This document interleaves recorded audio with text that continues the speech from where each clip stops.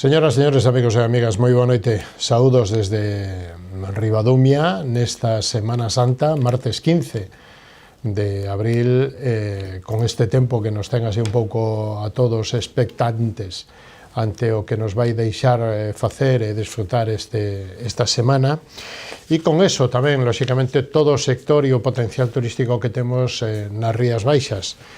Analizaremos estos datos e esta Semana Santa, as previsións meteorolóxicas e tamén as diferentes opcións que temos para disfrutar dela, da Semana Santa, cos amigos, ca familia, aí ao redor dunha mesa, dando un paseo, dependendo de como veña o tempo para permitirnos estar fora ou dentro, co presidente do Consorcio de Empresarios Turísticos de Sanxenxo. Sanxenxo, saben todos vostedes que é a niña bonita, a capital turística de Galicia e, lóxicamente, das Rías Baixas. Con Alfonso Martínez estaremos e analizaremos todo isto. E tamén estaremos analizando a política municipal do Concello de Outes, que fai casi 2 meses, nunha moción de censura, o Partido Popular recuperaba a alcaldía despois de 5 anos e algo, dende o pasado 2019, e do tripartito que había pactado e había feito pacto de goberno alá por maio, xuño do ano 23, rompeu e pasou o Partido Socialista a apoiar o Partido Popular, e Francisco Calo goberna dende finais, case o 25 de o pasado mes de febreiro. E abrimos este turno de análisis e de entrevistas para analizar o sector da costa, o sector do litoral. Se acaba de aprobar as transferencias da lei Loxilga, máis ou menos, que é a lei do litoral galego. E isto era un tema que preocupaba moito a todo o sector do mar pola tradición e pola importancia que ten para Galicia, non só os kilómetros de costa, sino que tamén a importancia que ten dende o punto de vista económico da maneira de vivir que temos os galegos frente ao mar. E isto o facemos co presidente de AGADE, que é a Asociación de Empresas Depuradoras de Moluscos. Roberto, iba a decir Tito, Roberto Fariña. Por Roberto tamén te conocen, non? Poucos me coñecen, pero bueno, pero algún si me coñecen. Tito Fariña, presidente de AGADE, moi boa noite, benvido, como estamos? Moi boa noite. Hai meses que falamos e que vostede veu por aquí preocupado polas circunstancias da lei do litoral e o que frenaba o investimento e as inversións e o sector, non? Que supón esta aprobación e o pase das transferencias, primeiro constitucional, que lle dou a razón á Xunta, e logo as transferencias cedidas polo Goberno Central á Xunta de Galicia, que pasarán a ser efectivas a finales de ano?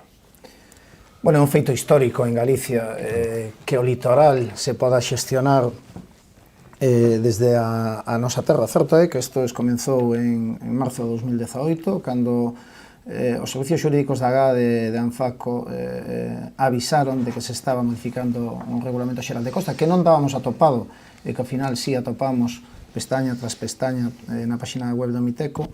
Ese Ministerio de Transición Ecolóxica que pretendía no seu momento lexislar unha costa libre de calquera actividade humana, e donde nos vimos o risco que corría xa non somente o litoral galego, sino as empresas do conxunto do sector mar industrial. Despois de todo eso, veu aquela lei de cambio climático que, tras unha consulta ao Supremo, decideu que non se podía lexislar a costa desde unha lei de cambio climático, con aquel famoso artigo 18, e despois, cando se levou a elaboración da lei de costa do Ministerio, que mantiña esa liña de prohibición total de ocupación do dominio público marítimo terrestre, chegando incluso a declarar que o seu obxectivo era eliminar calquera actividade humana do litoral. Entre medias, as inversións quedaron totalmente paralizadas, proxectos que deberían de desenrolarse en Galicia foron para outros países, outros quedaron na mesa. Certo é que xa 8 anos despois, esta primeiro o dictame do Tribunal Constitucional e agora a transferencia supón, está claro que é un alivio, pero xa non solamente para as empresas, sino para estructuras, para vivendas que están ao carón do litoral, para aqueles usos alternativos que se poden dar a todas estas a todo este conxunto do sector marindustrial alimentario galego. Claro, aquí non só temos vivendas de uso particular, pero dende o punto de vista económico temos os depuradores, temos as conserveiras, temos os antigos salazóns, temos moita, digamos que infraestructura que ven a demostrar e ven a que habría que poñer en valor e que da nosa maneira de ser en Galicia. Galicia sempre viveu por cara ao mar e do mar tamén, non? Así é algo que ademais nós tentábamos comunicar a Madrid a realidade do uso de Galicia. Galicia non ten unha costa como pode ter a costa levantina, como pode ser a costa andaluza ou a costa mallorquina. Aquí facíase pois tábula rasa aplicando a mesma norma para todo o Estado español. Era algo absurdo. O sector marindustrial alimentario galego ten que estar na costa, non cabe outra dúbida. Como exemplo temos pois, que unha instalación como pode ser unha depuradora media debería de consumir en torno a 145.000 camións de agua ao día que pretendía o Estado que se levasen hacia o interior, ou casos como cocedoiros de mexilón que consumen máis auga no seu proceso que toda a auga que consume un pobo. Por lo tanto, eso ten que estar ao carón do mar e non cabe outra solución, ou igual que están en outros países tamén. Claro, temos a costa máis longa de España, temos a costa máis productiva, temos todo e temos, digamos, que todos os factores ahora a noso favor, non?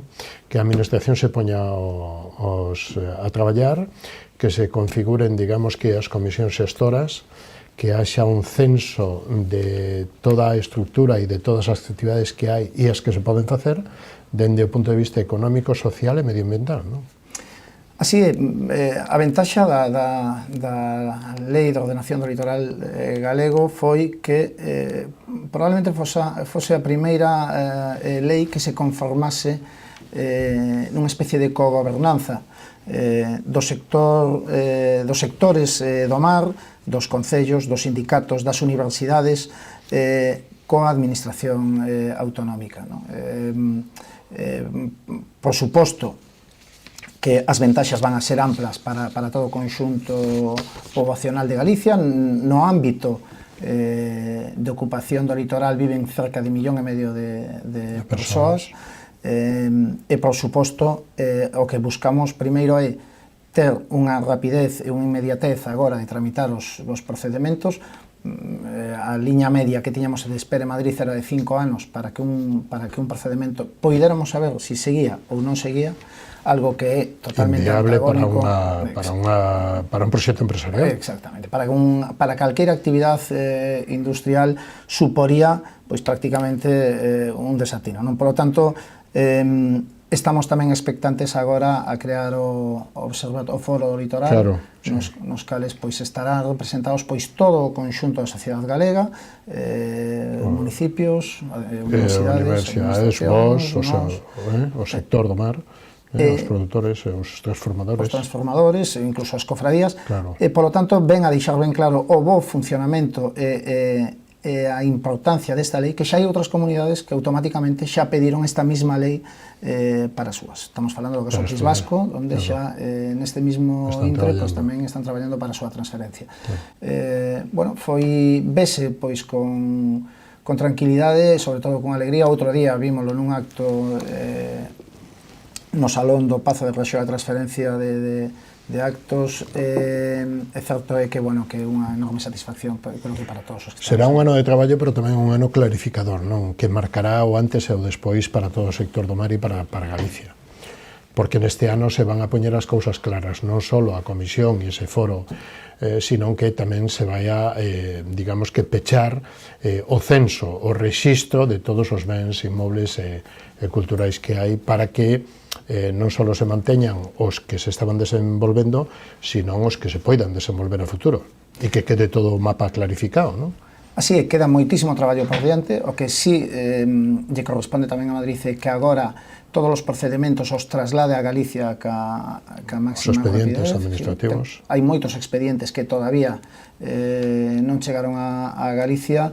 É certo é que cabe nestes meses cabe a posibilidade que se quere un departamento incluso dentro do goberno autonómico para exclusivo, claro. para fixar e determinar pois as actividades, os usos e o desenrolo do litoral. Claro, recordamos a audiencia, a Comunidade Galega ten a costa máis extensa de España, algo máis de 2.500 kilómetros, contando o perímetro costeiro, pero tamén as islas, os islotes, as marismas, os areais. Unha realidade xeográfica que diferencia de outras comunidades, manifesta e explica por que o noso modelo productivo e a nosa forma de vida estiveron históricamente ligadas ao mar. Por tanto, lóxicamente, requiren criterios e regulacións específicas.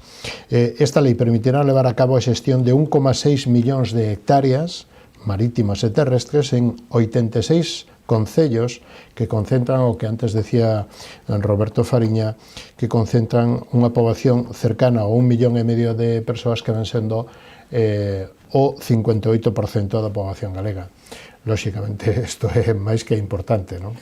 É tremendamente importante, é histórico, é exemplarizante agora de ver como pois, a colaboración entre administracións, entre sectores, entre universidades, sindicatos e o mundo empresarial pois consigue chegar hasta este punto.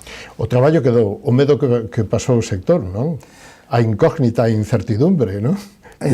Os últimos 3 ou 4 anos era un sin vivir. E, bueno, así é, foi tremendamente frustrante ver como cada vez que dábamos un paso abríase outro cortalumes, non?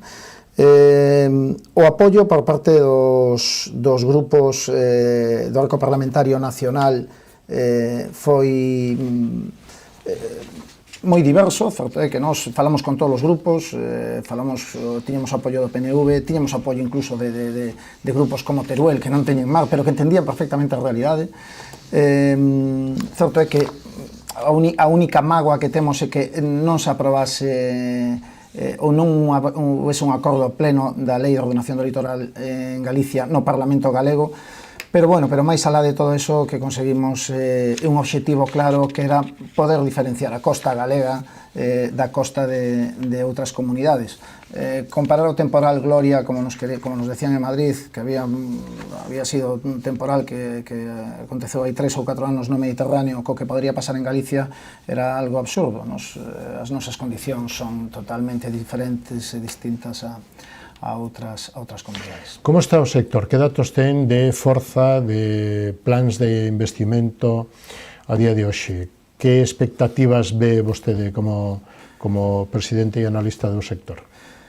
Bueno, o sector está neste momento nun impasse de espera, vendo todavía como son as a burocracia. Sí, a burocracia que creo que a día de hoxe quizás é a bola de partido que temos salvada, pero estamos atentos tamén aos niveles de productividade das rías, ver como está o consumo e ver pois tamén pois que estamos vendo con preocupación como nestes últimos anos a caída dos produtos do mar caíron en torno a un 50%, algo que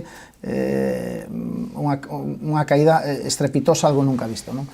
Forte que os produtos do mar requiren unhas campañas potentes de publicidade. Estamos agora mesmo intentando pois co Ministerio de Consumo tentar que se leven a cabo. Volvemos a pedir que a rebaixa impositiva dos produtos da pesca sea igual que a de outros que os produtos da terra, e onde si, ademais, logrou pois que xa limitar esa caída e mantelas en crecemento, non?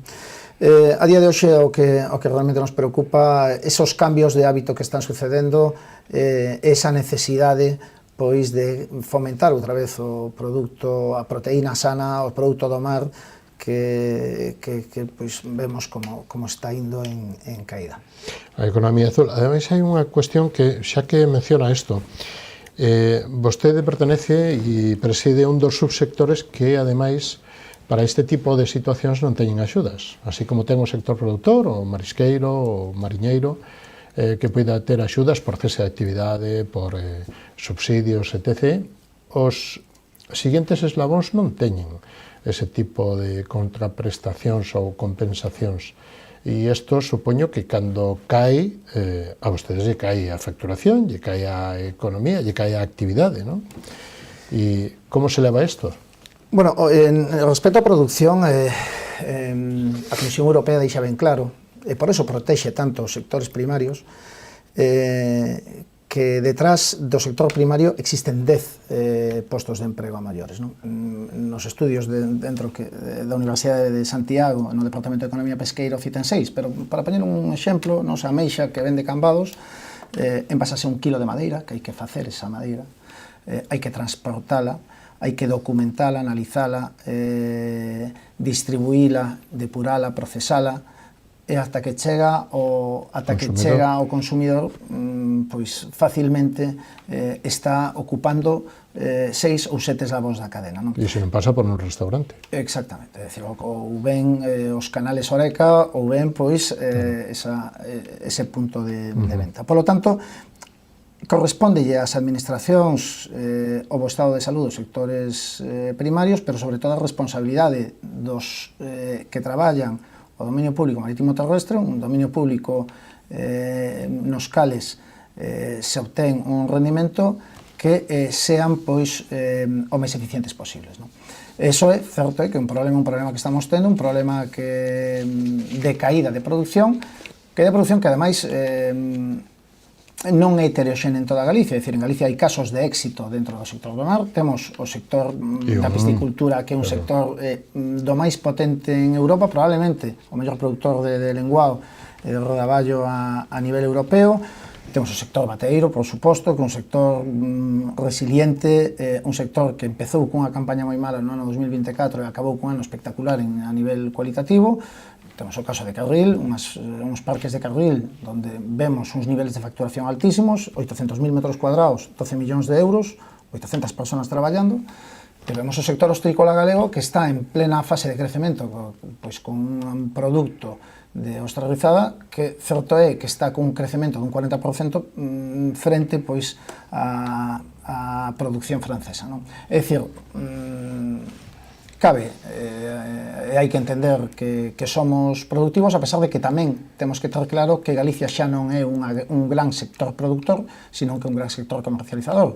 En Galicia temos as maiores conservas de toda Europa ou de todo o mundo, temos as grandes empresas pesqueiras, pero cada vez producimos menos, pero comercializamos máis. Por lo tanto, o que hai que buscar, hai que ser ecuánimes agora de intentar levantar esa producción para fomentar o que é pois, esa riqueza, ese emprego, esa calidade de vida pois, que levamos tendo na costa todas estas últimas décadas e que esperamos ter durante todos os próximos anos. Claro, pero aquí temos, na costa temos 1.800 kilómetros de costa. E temos as 60 algo de cofradías que desempeñan a súa función. Temos unha agrupación de parquistas, que é a OPP 89, que é a agrupación de parquistas de Carril, que solo a de Carril, en 15 kilómetros, produce o 35% dos bivalvos. Non sei se isto é para facer exemplo, non sei se hai todavía máis zonas de produción que non se poñen en marcha ou porque as cofradías ou non teñen licencia, ou non teñen plans de explotación, ou non lles interesa a explotación, e non sei se Galicia se ten que resinar ou aproveitar a potencialidade que ten.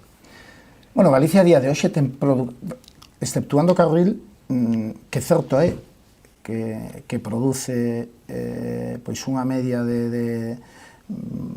falamos en montante económico de 11 millóns de euros en 800.000 metros cuadrados. Galicia non é capaz de chegar a abastecer o mercado galego prácticamente. Temos unha calidade de agua excepcional, moito mellor que a de outros países, pero vemos como os mercados franceses continúan en expansión, os mercados portugueses, o mercado holandés, este último ano topámonos co mercado canadiense, algo que non nos esperábamos. Certo que os mercados son tremendamente dinámicos, é dicir, no momento que nos deixamos de abastecer o mercado nacional, inmediatamente ese mercado vai se cubrir. Esa ventaxa competitiva de 50 anos, ese nome, esa producción, desaparece de golpe para que outros cheguen a ocupalo. Que vemos en outros países? Vemos primeiro desenrolo económico, desenrolo tecnolóxico, novos desarrollos industriais, por suposto con enorme peso os departamentos científicos e os departamentos pois das universidades. A diferencia do que estamos vendo aquí, onde certo é que hai moito ruido dentro do sector do mar, pero o primeiro é ter capacidade de abastecerse de semilla, que non a temos en Galicia todavía. Pero levamos 30 anos dicindo, ou máis. Pero aí é onde lle corresponden os sectores poñer a pica en Flandes e decir, oye, vamos a buscar unha solución a todo isto ou vamos a propoñer unha mellora dentro do sector. Esta semana salían os datos do libre marisqueo onde se falaba de 40 toneladas en todo o libre marisqueo en 6 meses. É dicir, prácticamente o que consume un parque de carril. Eu sei que hai datos que non gustan, pero que son variables que hai que analizar sí ou sí, e sobre eso buscar, primeiro, un encaixe común e facer un foro común. Falábamos do foro do litoral, onde están sentados pois todos os estamentos máis representativos, pois igual hai que facer o mesmo na mar, e ver como se invierte en tecnoloxía en Canadá, como se invierte en investigación en Francia, como se invierte en desenrolo en Portugal, e actuar aquí sobre as medidas que temos, porque certo é que estamos convertíndonos nunha potencia comercializadora, pero non nunha potencia productora, e Galicia nació como potencia productora. E as dúas son complementarias, é dicir, temos as dúas posibilidades de ser máis productores e o mismo igual ou mellor que comercializadores o mismo, pero donoso, e máis donoso, a Galicia calidade, non? Galicia necesita producir, e o que é incomprensible é como outros países teñen capacidade de exportación hacia o mercado nacional e nós non temos nin capacidade para abastecer a propia comunidade, non? Claro. Temos que tomar exemplo pois como viño, temos que tomar exemplo como turismo, temos que tomar exemplo de outros sectores que están medrando de unha maneira exponencial. O mar necesita unha volta en serio, non? Un pensar en serio, propoñer en serio, repensar as cousas, si Carril, si os, digamos que os productores da ameixa de Carril son capaces de, por que non os outros, non? Que fan diferente? Non só a bocanada da ría. No, Carril é un sitio que ademais está tremendamente exposto a agua doce, é dicir, é un sector que demostra, sí ou sí, Carril foi un sector que xa non parou na pandemia, que xa foi o produto que hubo de Galicia na pandemia. Que mantuvo un pouquiño, non? Sí, aguantou pois o sector mexiloeiro e o sector de Carril, ambos sectores totalmente resilientes. Sectores expostos ás toxinas, sectores expostos ás aguas arriadas, sectores expostos a mortalidades, pero bueno, cunha capacidade de producción ampla. É o que se require unha mesa de consenso, basicamente. É dicir, aquí nadie quere, falábamos aí un pouco dos metros cuadrados, dos kilómetros de costa lineales que ten Galicia e a productividade que ten. O que está claro é que todos somos conscientes, todos, pero todos desde a producción, a comercialización, a distribución, a oposición do goberno galego e incluso o goberno de que temos maiores capacidades de producción. A día de hoxe, estáse cunha aposta con unha especie de plan agora de fomentar o consumo, veremos como resulta, son 125 millóns que anunciaba o goberno, e veremos como é. Nos, certo é que desde o sector transformador e depurador propuxemos no seu momento facer un plan estratégico na cal estuvera todo o mundo sentado, facer un think tank, un banco de ideas, ver como traballan outros países, ver como é a distribución, ver cales son as especies máis comercialmente máis potentes, estudiar pois se caben posibilidades ou non, e por suposto invertir en desarrollo e demais. É dicir, en ningún sitio do mundo vese o que se ve aquí pois as metodoloxías de traballo, non, sino que vemos que metodoloxías xa moito máis activas. O mar antes, o mar hai que labralo como a horta, non? E cuidalo como a horta, e limpialo como a horta. E o cambio climático non só lle afecta ás rías galegas, o sea, afecta tamén aos holandeses, e sin embargo os holandeses ou os portugueses que están ao noso lado, máis cerca incluso, non teñen ese problema. Bueno, isto é algo que ademais son datos que están aí, é algo que todos entendemos. A veces, como decía antes, a veces igual gusta ou non gusta oír que uns son capaces de producir e nós que estamos ao lado non. Pero tamén hai que entender, pois, bueno, incluso son criticados os que producen máis, non? A veces son mal vistos. A veces topámonos pois incluso con situacións que costa entendelas, pero certo é que o mar hai que traballar, eso está claro, eso, e vemos caso, pois, como moi preto aquí, na Ría de Aveiro en Portugal, ou na costa francesa, ou en Canadá, donde ali está traballando prácticamente todos os días, todo o ano, e non deixa de ser, pois, como un campo no cal se traballa máis ou menos, se produce máis ou menos. Agora, hai que identificar a orixe de cal é o problema. O Clúster de Acuicultura, eu sei que está facendo un traballo excepcional, o Clúster de Acuicultura, que foi capaz de poder ser Galicia potencia número 1 en producción de rodaballo. Estou seguro que vai a quitar un análisis perfectamente claro da situación que hai. E despois habrá que determinar se interesa ou non producir en Galicia ou ver, pois, outras solucións. Me ven á memoria as críticas e as manifestacións e, lóxicamente, pois temos que irnos á plataforma pola defensa da ría, a entendida como Pedra, que sempre critica, e nas manifestacións critica a contaminación das nosas rías e principalmente, bueno, pois está nos últimos tempos está en pé de guerra son contra Altri e as posibles, pero vostedes que participaban desta plataforma e eran membros, se votaron fora porque entenden que estas manifestacións, cando se fala de que a ría está contaminada, lóxicamente, para fora dos que non somos de aquí, os grandes distribuidores, os grandes compradores, os grandes comercializadores, oye, que pasa en Galicia, non?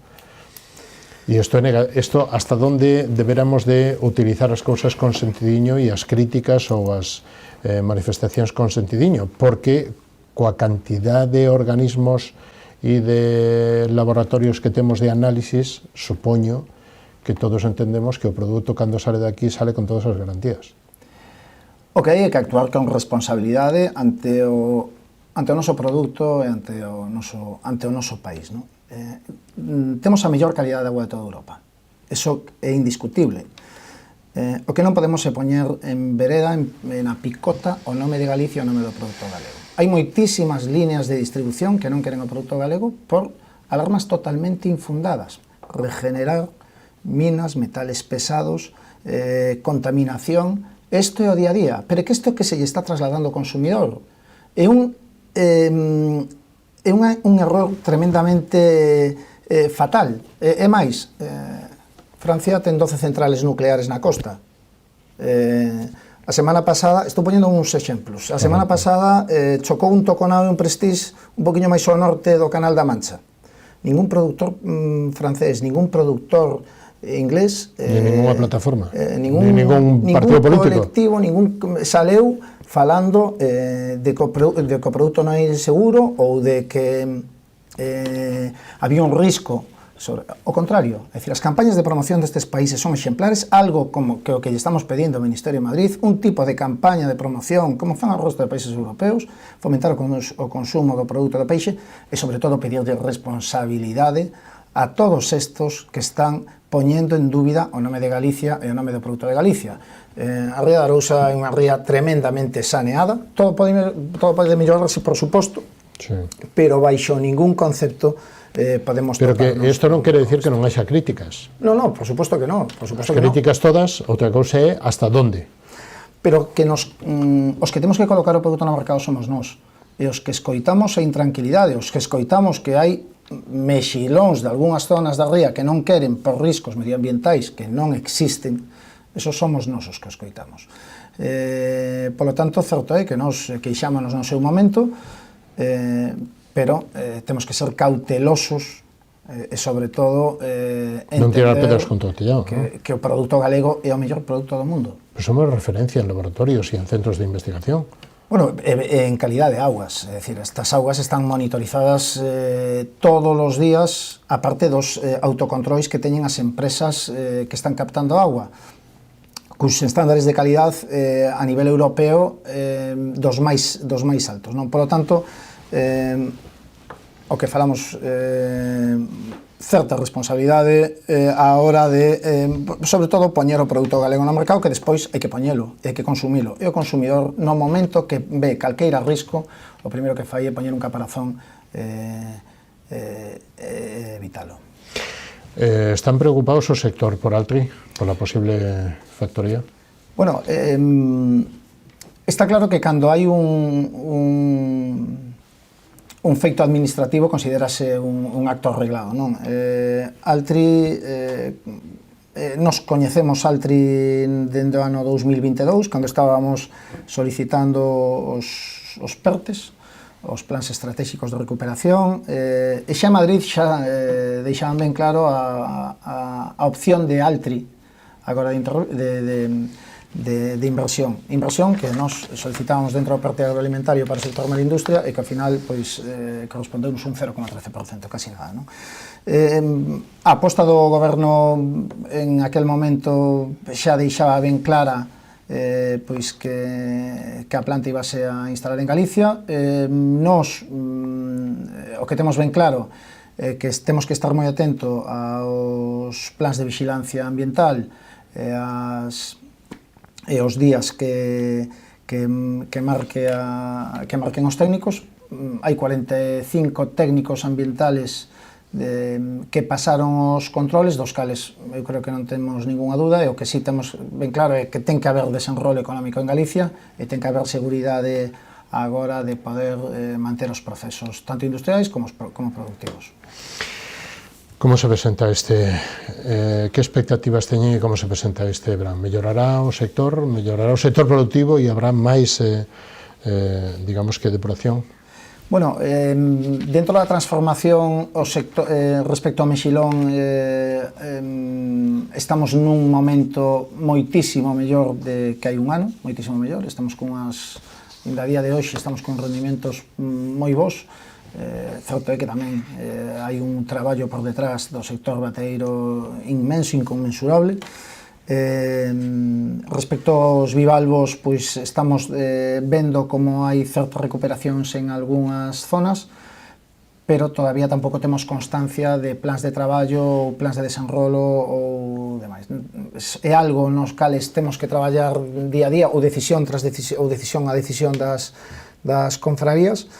E o que sí estamos vendo pois é a implantación, como falábamos antes, deses produtores estranxeiros no mercado nacional que avanzan prácticamente sin freno debido, sobre todo, pois a ausencia de produción en Galicia. No sector das empresas de depuradores, hai interés ou hai voluntad de investir en ben sexa hatcheries ou sementeiras, ben sexa en explotar zonas ou bancos marisqueiros que non estén explotados, que estén abandonados, porque o resto das cofradías e do sector non o traballa? Bueno, nos, en maio do ano pasado, trasladamos á opinión pública a decisión de solicitar aqueles bancos que as cofradías non traballasen, porque certo é que despois todo isto cambiouse e o sesgo e o sentido por completo, que as cofradías non traballasen, ben sea pois para ostra, ben sea para calqueira outro produto. Pero as estruturas do sector marítimo pesqueiro galego non están pensadas en traballar, nin buscan tampouco o que é o sistema de acuicultura de marisqueo. As empresas o que queren, o principio que queren é tal produto. E o ideal é que esas zonas que non se traballan, que as traballen, por suposto, as confrarías, por supostísimo. Si esas zonas que son improductivas, si non traballan as confrarías, pois que a traballen calqueira, pois xente do sector do mar, que a día de hoxe, pois non ten outra actividade. Exactamente, falamos da baía do pulpo, falamos do problema que ten o marisqueo a flote, que certo é que un problema bastante máis complexo, sobre todo porque están traballando en láminas de agua moi altas, moito máis difíciles de controlar que o marisqueo a pé, que poidan pois ter a mellor opción a eso, e se non hai produto e nadie as vai a poñer en valor, pois habrá que estudar outros mecanismos. Pero que sí quedou ben claro é que en ningún momento o sector transformador falou de quitar zonas de producción a nadie, ni moito menos. Que quedou claro outra vez, por si acaso. Vamos. Como vai a orella de mar e como vai o ourizo? Bueno, o ourizo vai moi ben. A desventaxa do ourizo é que ten unha veda moi prolongada, como debe de ser, pero é un produto que está con un crecemento. O ourizo e a navalla son os produtos estrela destos últimos anos. Que están salvando a situación, non? Están salvando a situación, están... facendo economía. Por suposto, e sorprendendo positivamente, ademais, o que é a distribución e a comercialización. Por suposto, esta nova cociña está poñendo en valor este tipo de produtos pois como a mixón, produtos que ata agora eran uns prácticamente descoñecidos.